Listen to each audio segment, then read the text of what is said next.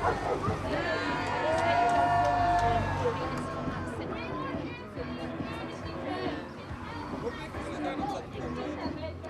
do they call what?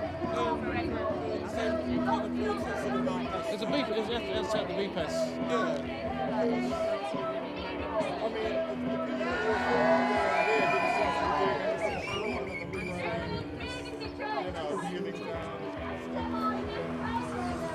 I'm here because the Jubilee Church facilitates an organisation called Abort 67 who have been harassing women outside of an abortion clinic in Brighton, showing them massive posters of aborted fetuses, harassing them, calling them murderers, forcibly praying for them, circling them as they go in. Now, this is a hard enough time in most women's life. It's the biggest, hardest choice they'll have to make, and that kind of intimidation at that time especially is disgusting. It's absolutely disgraceful behaviour.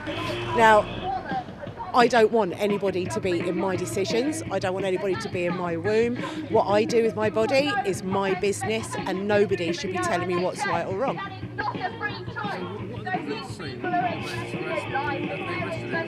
They have. I don't have all the details. I think Lee's got more of the details of who they've actually arrested, or somebody over there will have. But there are 2 people, from my understanding, who are now awaiting trial for harassment and intimidation of these women.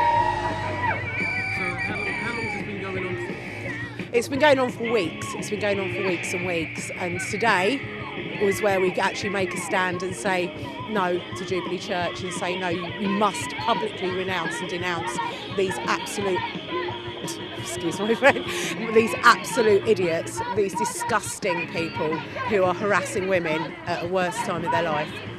What if the church decides that they're not going to do? The church actually supports this. They do. They facilitate them. They donate money to them, and they are publicly for them. Even though they came out earlier and said that they would not support the harassment and intimidation of women, by supporting Abort 67, that's exactly what they're doing. Okay, so what will happen if they? So you think the church will stop supporting Abort 67? I don't think they will. Their spokesman came out and made a mealy-mouthed comment about how they don't support harassment and intimidation, but they're refusing to see what Abort 67 do as harassment and intimidation. So no, we will keep coming back, and we will keep putting pressure on them to not support Abort 67 anymore. So have you spoken to Abort 67 themselves?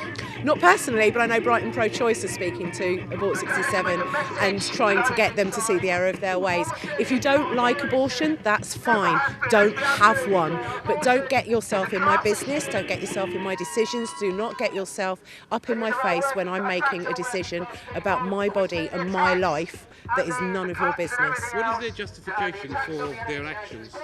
Their justification, I mean, I don't want to make their arguments for them, obviously, because I'm totally against them. But from what I understand, their justification is if they can stop one woman having an abortion, then they've done the right thing.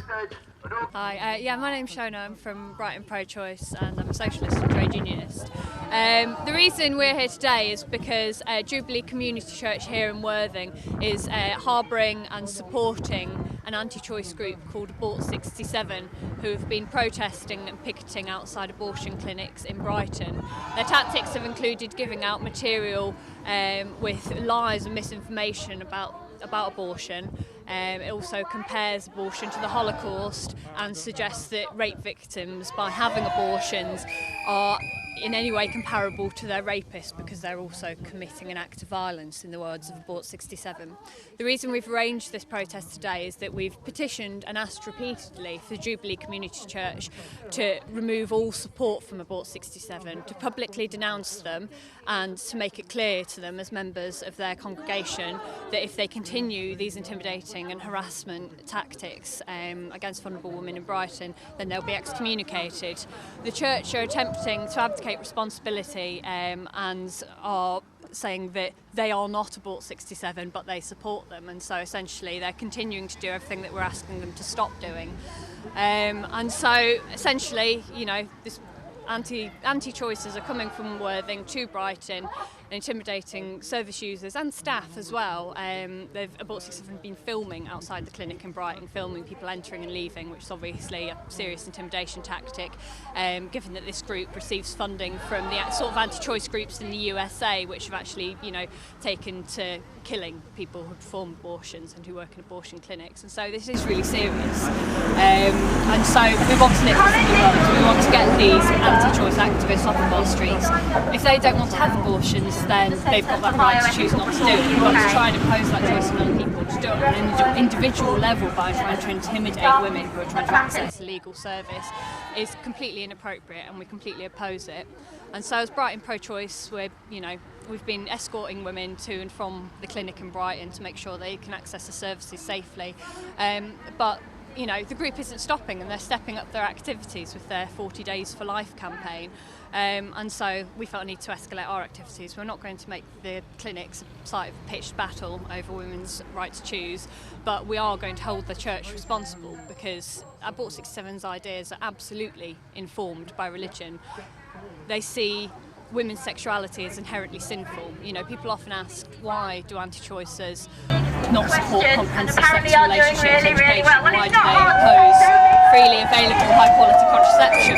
Well, it's because they don't want people to have sex at all. They believe that if you're having sex, then it should result in birth, and if it doesn't, then you've got in the way of God's plan and you've committed a sin by doing so. And so these are really regressive, reactionary ideas that need to be opposed at every step, and we're going to continue coming back to Jubilee Community Church and pressuring them until they either get their flock in line or kick them out altogether, because we won't stand for it, and we won't stand for it in Brighton, we won't stand for it in Worthing, and we won't allow the UK to become a battleground over women's reproductive choices it has in the US. Austerity is making this world where it's not really a free choice to have a child, because, as a mother and as a child, there's no chance of a decent standard of living going forward if these neoliberal policies keep being implemented. And so, as socialists, as feminists, as anarchists, as activists, we take up all these issues and make sure that the right to choose goes beyond the basics and actually, it's a free choice across the whole of society. But it's quite clear, obviously Abort 67 and Jubilee Community Church haven't involved themselves in the slightest with the battle to save the NHS or to save public education. They're not interested in these social problems. What they're interested in is constraining women's sexuality and reproductive rights. Okay, there's been stuff on the news in the last few weeks about, obviously it's explicitly a woman's right to choose in as much as gender selection. Yeah. As a woman's right to choose, if the woman chooses to abort because it's a girl or because it's a boy, is that acceptable as well?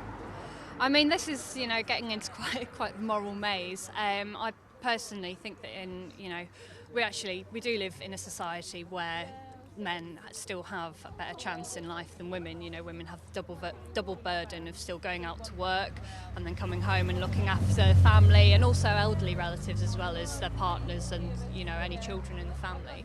And so I think the right to choose the gender of your child is quite problematic in a society where sexism is so rife, because you could imagine a scenario where it still might be beneficial for women to choose to have a male child because, socioeconomically that makes sense for them. I think that is problematic, but I don't think it's really at the crux of the argument at the moment. I think the main point that we should be focusing on is keeping, the standard of reproductive rights that we have and really defending that to the hilt. And I think, probably a lot more is being made of the right to choose a gender or not than is actually... Gender agenda. The gender agenda, indeed. Well, I think a lot more. I think it's a diversionary tactic to focus on this. I don't think, I've not come into contact with any women who that's even a consideration for them. So I think, it could be used by the reaction. And it probably will be, because in places like India and China, it is it's growing. And I'm quite shocked that it's even considered here in the UK. Yeah. That but obviously it is. Otherwise, I think, if I remember correctly, this is what kicked off the investigation as Andrew Lansley or whoever the health secretary is to investigate abortion clinics, because he is presented with a YouTube video of a woman that wanted to abort the girl because it was a girl and no other reason. The doctor said yes. And so if that's happening, then I think it's a problem. I think Andrew Lansley will find any excuse he can. I mean, they've spent £1 million going and investigating, doing spot checks on abortion clinics, and this is absolutely part of the anti-choice agenda that the Tories are inextricably linked to. I think, yes, footage has perhaps come up with this, but we don't know the situation that woman has in her household. It's still her right to choose, and if it is the case that there's an abusive person in her family, and she knows that if she brings another female into the house, she's likely to be abused, that's something we have to consider. I think trying to. The thing is, that's the problem. She should report to them. No, she absolutely should. Absolutely, but.